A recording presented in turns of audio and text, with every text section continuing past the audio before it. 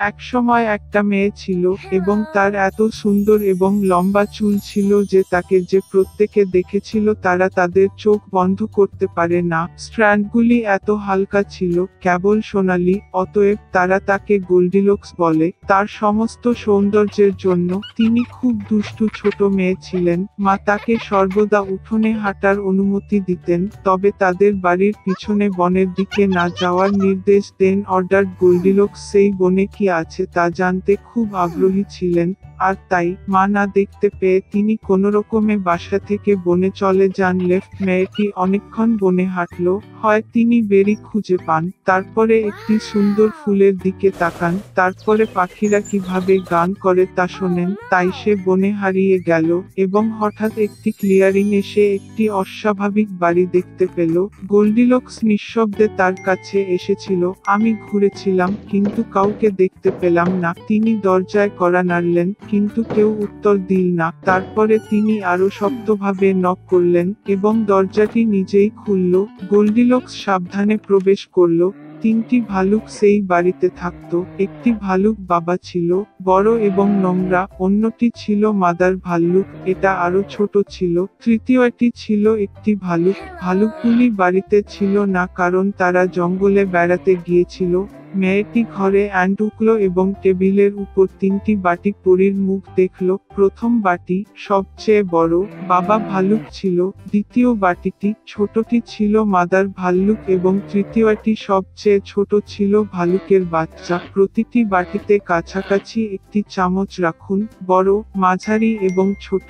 Goldilocks এত ক্ষুধার্ত ছিল যে সে প্রথমে একটি বড় বাটি থেকে খেতে চেয়েছিল। তিনি সবচেয়ে বড় চামচ নিয়েছিলেন, পরিচটি নিয়েছিলেন, স্বাদ পেয়েছিলেন, তবে দরিদ্রটি খুব গরম ছিল। তারপরে সে একটি মাঝারি চামচ নিয়েছে, পরিচটি নিয়েছে, স্বাদ পেয়েছে, তবে দরিদ্রটি খুব শীতল ছিল। অবশেষে সে একটি ছোট চামচ নিয়ে ছোট বাটি থেকে দুইটি স্বাদ গ্রহণ করল। এই পরিচ গরম বা ঠান্ডা ছিল না, ঠিক ঠিক। আর গোল্ডিলক্স ছোট্ট বাটি থেকে সমস্ত দই খেয়ে ফেলল।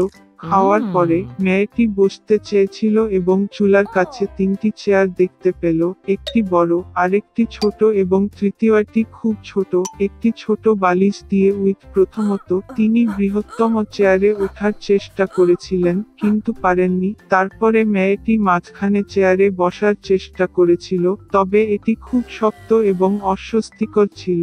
অবশেষে তিনি সবচেয়ে ছোট চেয়ারে বসলেন এবং এটি তার পক্ষে ঠিক ছিল। গোল্ডিলক্স চেয়ারটি এত পছন্দ করেছিল যে সে তার উপর দুলতে শুরু করে। চেয়ারটি কেটে গেল, ভেঙে পড়ল এবং সে মেঝেতে পড়ে গেল। মেয়েটি উঠে অন্য ঘরে গেল। তিনটি বিছানা ছিল, বড়, মাঝারি এবং ছোট। প্রথমত গোল্ডিলক্স প্রথম বিছানার উপরে উঠেছিল, তবে এটি খুব উচ্চ এবং শক্ত ছিল। আমি মাঝখানে শুয়ে পড়লাম, এটি খুব প্রশস্ত এবং নরম ছিল। মেয়েটি তৃতীয় বৃহত্তম বিছানায় শুয়েছিল, তিনি তার জন্য ঠিক ছিল। গোল্ডিলক্স এত আরামদায়ক এবং আরামদায়ক বোধ করেছিলেন যে তিনি দ্রুত ঘুমিয়ে পড়লেন। ভালুক পরিবার ঘরে ফিরে মেয়েটি দ্রুত ঘুমিয়েছিল। ভালুক খুব খিদে পেয়েছিল এবং সঙ্গে সঙ্গে টেবিলে চলে গেল। তার বাটিটি দেখে পাপা ভালুক সত্যিই রেগে গেলেন, কেউ আমার পরিয়া খাচ্ছিল, সে বড় হয়েছে। ভালুক মাও তার বাটিতে ঢুকলেন এবং কম জোরে গজিয়ে উঠলেন, আমার বাটি থেকেও কেউ খাচ্ছিল। এবং ভালুক শাবক তার খালি বাটিটি দেখে উচ্চস্বরে চিৎকার করে বলেছিল, কেউ আমার বাটি থেকে খায়নি, সে আমার সমস্ত পরিয়া খেয়েছে। ভাল্লুকের গন্ধে কিছু ভুল ছিল। টেবিলটি রেখেছিলেন এবং চারদিকে তাকাতে শুরু করলেন। বাবা ভালুক খেয়াল করলেন যে কেউ তার চেয়ারটি সরিয়ে নিয়ে গেছে এবং ভয়াবহ কণ্ঠে বেড়ে উঠেছে, কেউ আমার চেয়ারে বসেছিল। মা ভালুক তার চেয়ারের দিকে তাকিয়ে অভিযোগ করলেন, কেউ আমার চেয়ারে বসেছিল এবং এটিকে সেখানে থেকে সরিয়ে নিয়েছে। এবং তারপরে ভালুক তার ভাঙা চেয়ারের দিকে তাকালো এবং আবার জোরে চেঁচিয়ে উঠল, কেউ আমার চেয়ারে বসেনি, তবে ভেঙেছে। তিনটি ভাল্লুক সাবধানে শোবার ঘরে ইন্টুকেও আমার বিছানায় শুয়ে পড়ে গুড়িয়ে দিয়েছিল। ভীষণ কণ্ঠে বাবা ভালুক গর্জে উঠল এবং কেউ আমার বিছানায় শুয়ে পড়ে তা গুড়িয়ে দিয়েছিল। মা ভাল্লুককে ফুটিয়ে তুলেছিল। টেডি বিয়ার তার বিছানার দিকে তাকিয়ে আবার কেঁদে উঠল, কেউ আমার বিছানায় শুয়ে আছে। এবং তারপরে তিনি মেয়েটিকে দেখেন এবং একটি পাতলা কণ্ঠে স্কুয়েলে বলেছিলেন, এবং এখনো তার মধ্যে ঘুমাচ্ছে। বাবা এবং মা ভাল্লুক বিছানায় গিয়ে দেখলেন একটি ছোট মেয়ে সেখানে ঘুমিয়ে আছে। গোল্ডিলক্স ভালুকের বাচ্চাটির কান্না থেকে জেগে উঠল এবং খুব ভয় পেয়ে গেল। তার সামনে তিনটি ভাল্লুক ছিল। তিনি তাৎক্ষণিকভাবে বাসা থেকে ঝাঁপিয়ে পড়লেন এবং পিছন ফিরে না তাকিয়ে তার চোখ যেখানেই ছুটে গেলেন। মেয়েটি দীর্ঘকাল দৌড়েছিল, খুব ক্লান্ত ছিল এবং তারপরে সে তার মাকে দেখেছিল যে বনে তার নিখোঁজ মেয়েটির সন্ধান করছে। তারপর থেকে গোল্ডিলক্স সর্বদা তার মায়ের কথা শুনেছিল এবং তার অনুমতি ব্যতীত কিছুই করেনি। তিনি খুব বাধ্য, দয়ালু এবং ভালো মেয়ে হয়েছিলেন।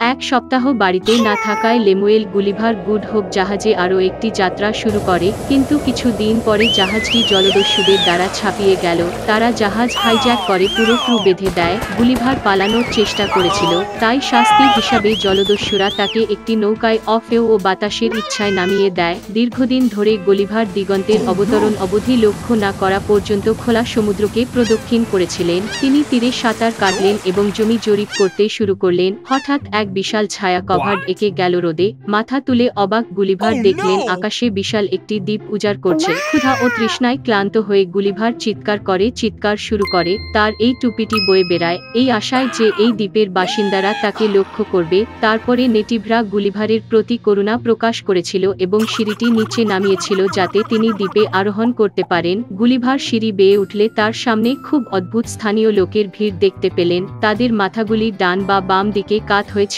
একটি চোখ ভেতরের দিকে এবং অন্যটি ঊর্ধ্বমুখী লুকিং, এবং প্রতিটি মহৎ ব্যক্তির কাছে একজন চাকর ছিল যিনি তার ঠোঁট বা কানে মালিককে থাপ্পড় মারতেন এবং তাকে তার চিন্তাভাবনা থেকে দূরে সরিয়ে রাখতেন। গুলিভার উষ্ণ অভ্যর্থনা জানালো, তাকে প্রাসাদে খাওয়ানো হয়েছিল, এমনকি দ্বীপটিতেও ভ্রমণ করা হয়েছিল। সুতরাং গুলিভার বুঝতে পেরেছিলেন যে বিশাল চুম্বকের কারণে পৃথিবী আকাশে উড়ে যায় এবং গোড়ায় রয়েছে বিশালাকা হীরা। কিন্তু উড়ন্ত কিংডমের জীবন বিরক্তিকর ছিল, তাই গুলিভার শীঘ্রই পৃথিবীতে ফিরে আসেন। তার চোখের আগে এক বিধ্বস্ত দেশ যেখানে চিরাচরিত পোশাক পরে স্থানীয় বাসিন্দারা অনাহারে ছিল।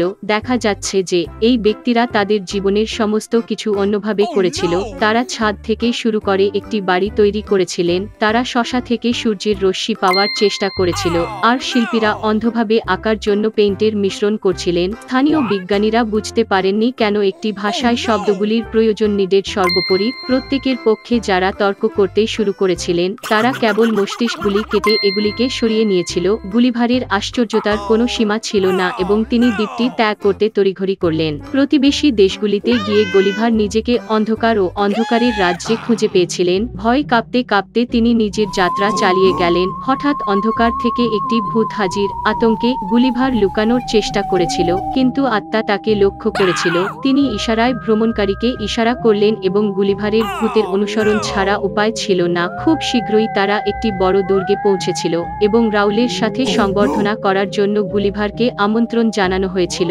দুর্গের মধ্য দিয়ে হাঁটতে গিয়ে গুলিভার দেখলেন শত শত ভূত যারা নৈশভোজ রান্না করে, ঘরগুলি পরিষ্কার করে এবং পাহারা দেয়। দেখা গেল যে এই দেশটি একজন শক্তিশালী জাদুকর দ্বারা শাসিত, যিনি মৃতদের জীবিত করতে পারেন। সমস্ত জীবিত মৃত তার সেবা করে। উইজার্ড সম্মান সহ গুলিভার পেলেন এবং এরকম বিরল অতিথি আপ্যায়নের জন্য তিনি গুলিভার যাকে বলেছিলেন তাকে পুনরুত্থিত করতে শুরু করেছিলেন। তারা মহান যোদ্ধা, এজেসি এবং এমনকি আদিম মানুষ ছিল।